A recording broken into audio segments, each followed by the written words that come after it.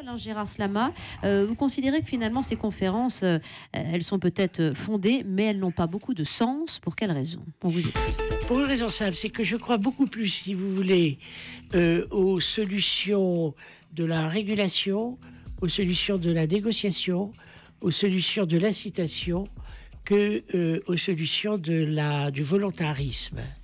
Et je crois qu'au niveau international, malheureusement, il n'y a pas beaucoup d'espace pour une négociation véritable.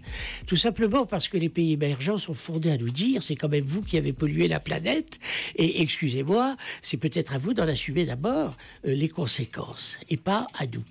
Donc, il faut effectivement mener un certain nombre de politiques qui ont déjà été tentées. Les Américains ont, par exemple, proposé déjà de ramasser un pactole suffisant pour désintéresser les pays qui se considèrent comme victimes de l'Occident, mais ça n'a pas fonctionné puisque les Américains ont reculé au dernier moment. Donc on voit très très bien qu'arriver à un accord, ça serait de l'ordre du prodige. Alors il reste quoi? La sensibilisation. Mais la sensibilisation, elle a été acquise par les travaux du GIEC. Et je crois qu'un homme comme Georges Jouzel, qui a eu 2 prix Nobel, a joué un rôle en la matière suffisant pour alerter les gens et pour que nous sachions en effet que nous ne pouvons pas nous offrir le luxe de manquer à l'urgence. Un accord serait de l'ordre du prodige. Alain Gérard Slama, face à vous, Julien Bayou, porte-parole d'Europe Écologie Les Verts, qui soutient au contraire la pertinence de ces conférences et leur sens. Vous y croyez, vous, Julien Bayou? Il faut y croire, c'est un rendez-vous décisif pour l'humanité. Je crois qu'il ne faut pas tergiverser sur les mots.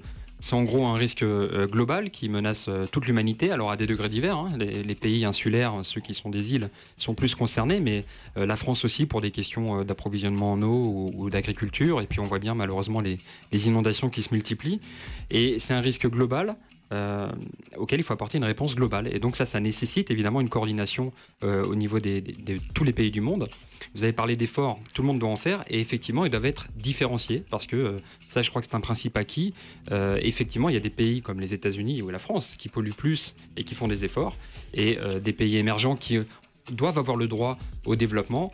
Et c'est pour ça qu'il faut un effort de solidarité nécessaire, supplémentaire, pour les aider à adapter leur croissance ou leur développement et à moindre dépendre du carbone.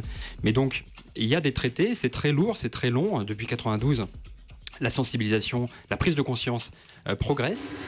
Sur le traité sur le commerce des armes, personne n'y croyait et pourtant on y est arrivé.